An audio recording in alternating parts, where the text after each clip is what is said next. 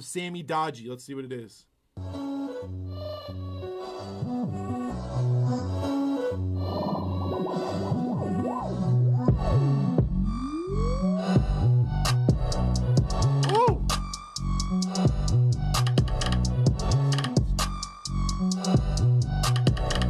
Wow.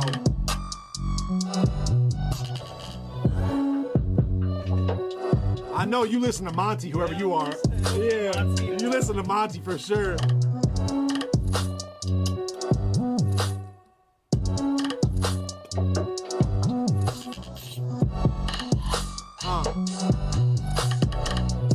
Crazy, Sammy.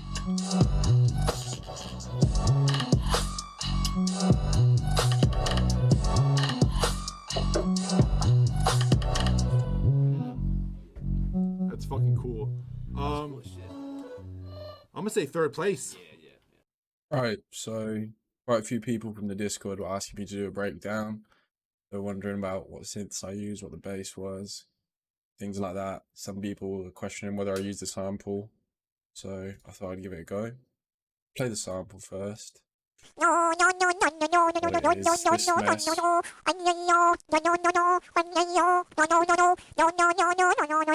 Yeah, it just pretty much does that. About 12 minutes. Tried like pitch shifting it, slowing it down, all that stuff. Couldn't find any like direct way of using it. So I just took a tiny little snippet of it and tried to turn it into like a synth.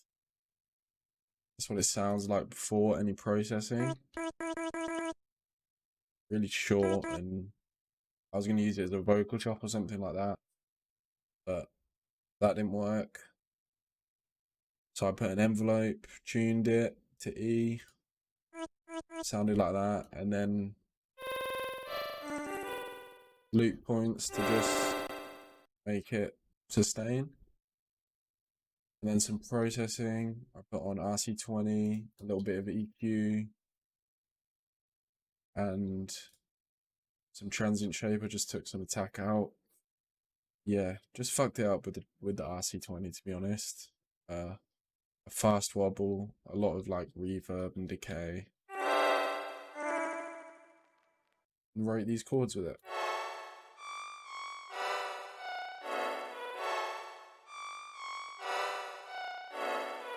And then I copied those down an octave just for a second part. And all of this is off the grid. I had Snap to Nothing on, and I just placed it all in, and it's all boneless. I was watching Monty Booker's stream the day before the battle. He did like a remix for a Smino song, and that's pretty much where the inspiration for this came from. So yeah, everyone's saying it sounded like Monty. Spot on, because it's kind of derivative.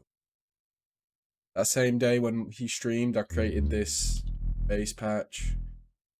This sine wave shape, changed the shape of it a little bit. Basically like distortion, envelope, tiny bit of attack, tiny bit of decay, a little bit of release, glide, solo so it wouldn't overlap. And this is the bass line. Kind of a simple bass sound, but bass line is a bit erratic.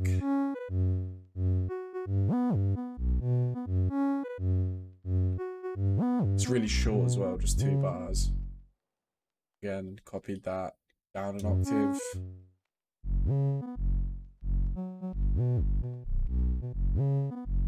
And yeah, everything's still boneless, off the grid. Like very off the grid at some points, like that. Worked. Next up is drums. Pretty much all of these sounds came from Coup kits by Cass or Cars, however you say it. And it's a really good kit. They're called Fluff Pink, Fresh 17 and Freshly Squeezed 17. I bought them the day of the battle. And yeah, they were worth it. They were like 12 quid, $15 US, something like that. There's a lot of high quality sounds. The only thing that didn't come from that is this Vox loop, which came from Pandy's kit that came out a couple weeks ago, Pandy samples and stuff. Yeah, so again, the drums are all off the grid, apart from on the one. I quantized the kick and the bass line on the one just to like hold the groove. Really simple patterns. It's literally like a 1-bar pattern. I duplicated this little rim shot perk. It's kind of unrecognizable as a rim shot because I roll it out like that. And then this claps on the grid. It's your normal 808 clap. And then I put this drum loop on top, also from Cass's kit.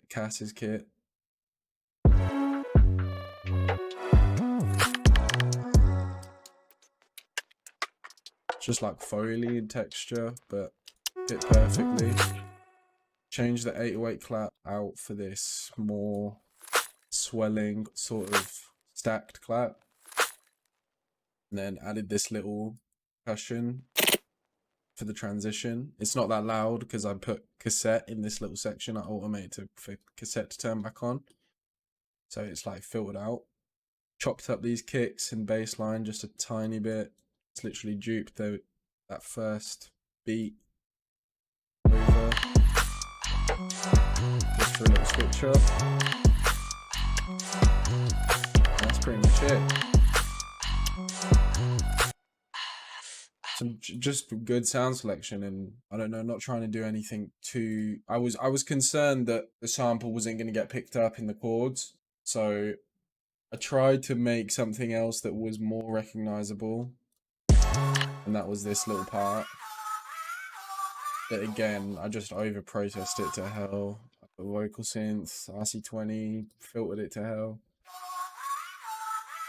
And I don't think it's even recognizable still, but I'm not sure how much it fit anyway.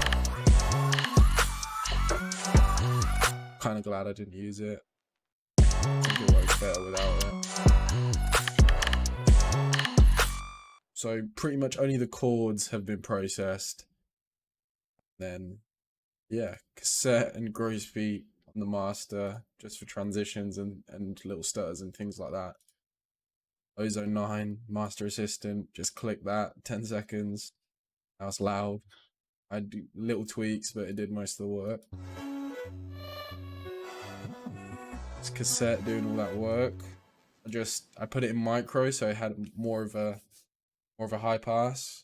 If it's on the pro or home version, it's a bit cleaner, a bit louder. It's just dirtier.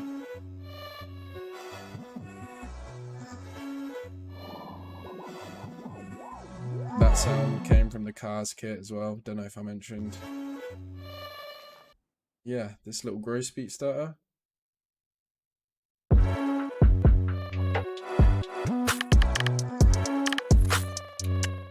Pretty much it. Let it play once through, and we're pretty much done.